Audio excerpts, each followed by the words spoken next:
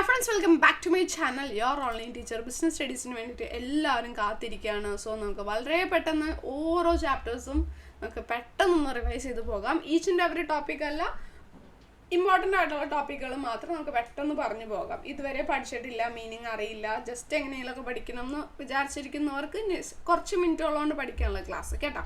അപ്പോൾ ഇതിൻ്റെ എല്ലാ ചാപ്റ്റേഴ്സിനും വരുന്നുണ്ടാകും. നോട്ടിഫിക്കേഷൻ നിങ്ങൾക്ക് യൂട്യൂബിൽ വരണം എന്നില്ല, ഓൺ ചെയ്തിട്ടേക്കുക, എന്നാലും വരണം എന്നില്ല.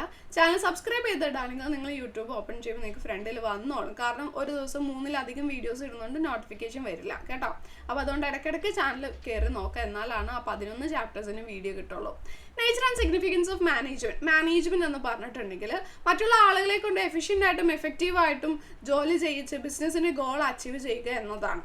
അതിൻ്റെ ക്യാരക്ടറിസ്റ്റിക്സ് ചോദിക്കുമ്പോൾ നമുക്കതിന് ഇമ്പോർട്ടൻസ് എഴുതാം. സോ നേരെ ഞാൻ ഇമ്പോർട്ടൻസിലേക്ക് കിടക്കാണ്. ക്യാരക്ടറിസ്റ്റിക്സിൽ ഒരു ഇമ്പോർട്ടൻ്റ് ആയിട്ടുള്ളൊരു കാര്യമാണ്, അത് മൾട്ടി ഡയമെൻഷണൽ ആണ്.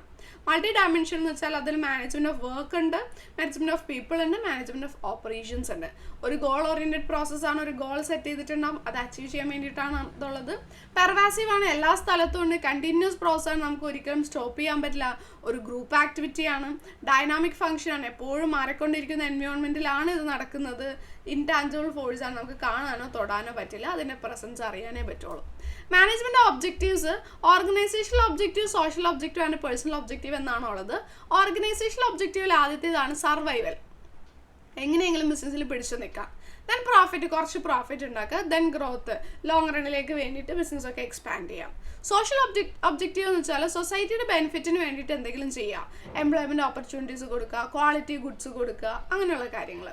പേഴ്സണൽ ഒബ്ജക്റ്റീവ് എന്ന് വെച്ചാൽ ഈ ഓർഗനൈസേഷനിൽ ചേർന്നിട്ടുള്ള എംപ്ലോയീസിന് അവരുടേതായിട്ടുള്ള ഒബ്ജക്റ്റീവ്സ് ഉണ്ടാവും. അപ്പോൾ അതും കൂടി എന്ത് ചെയ്യണം, ഇതിൻ്റെ ഒപ്പം അവർക്ക് അച്ചീവ് ചെയ്യാൻ വേണ്ടിയിട്ട് സാധിക്കണം. Then nature of management as an art, profession, science ഉണ്ട്. അത് ഇതുവരെ എക്സാമുകളിൽ ചോദിച്ച് കണ്ടിട്ടില്ല വലിയ ക്വസ്റ്റ്യൻ ആയിട്ട്, അതുകൊണ്ട് ഞാൻ ഇതിവിടെ പറയുന്നില്ല. A+R ഉദ്ദേശിക്കുന്നവർ പഠിക്കണം, പാസ് മാർക്കൊക്കെ ഉദ്ദേശിക്കുന്നവർക്ക് എന്ത് ചെയ്യാം, അത് വേണമെങ്കിൽ സ്കിപ്പ് ചെയ്യാം. The levels of management, top level, middle level, lower level എന്ന് പറഞ്ഞിട്ടാണ് ഉള്ളത്. ടോപ്പ് ലെവലിൽ ആരൊക്കെയാണുള്ളത്?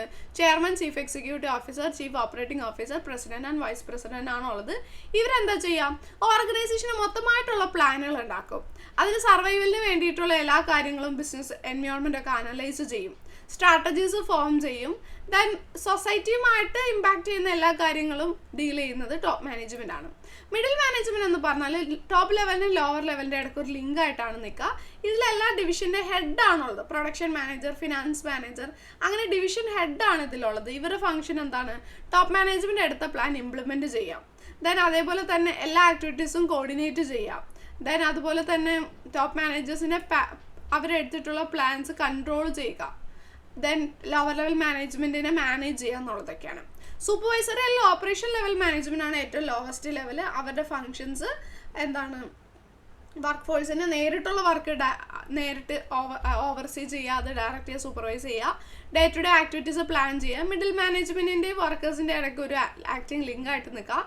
വർക്കേഴ്സിന് ഓൺ ദി ജോബ് ട്രെയിനിങ് കൊടുക്കുക, എംപ്ലോയീസുമായിട്ട് പേഴ്സണൽ റിലേഷൻഷിപ്പ് ക്രിയേറ്റ് ചെയ്യുക. അപ്പോൾ അത് ചോദിക്കുമ്പോൾ നിങ്ങൾ ഈ ഒരു ട്രയാങ്കിളും കൂടി വരയ്ക്കണം. ദെൻ എസൻസ് ഓഫ് മാനേജ്മെൻറ്റ് എന്ന് അറിയപ്പെടുന്നതാണ് കോർഡിനേഷൻ. കോർഡിനേഷൻ്റെ ഇമ്പോർട്ടൻസ് ചോദിക്കാറുണ്ട്. ഗ്രോത്ത് ഇൻ സൈസ്, ഓർഗനൈസേഷൻ വളരുന്നതിനനുസരിച്ചിട്ട് അതുള്ള എംപ്ലോയീസിൻ്റെ എണ്ണം കൂടിക്കൊണ്ടിരിക്കും, അതുകൊണ്ട് അവിടെ കോർഡിനേഷൻ ആവശ്യമാണ്.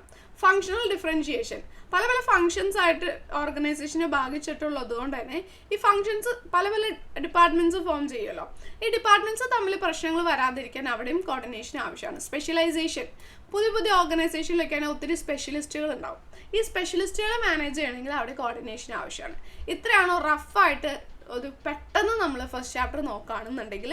ഇങ്ങനെ തന്നെ നിങ്ങൾക്ക് ബാക്കി 10 ചാപ്റ്റേഴ്സും നിങ്ങൾക്ക് വേണമെന്നുണ്ടെങ്കിൽ താഴെ ഒന്ന് കമൻറ്റ് ചെയ്തറിയിക്കുക. എന്തായാലും വീഡിയോ ചെയ്യാൻ ഞാൻ തയ്യാറാണ് കേട്ടോ. താങ്ക്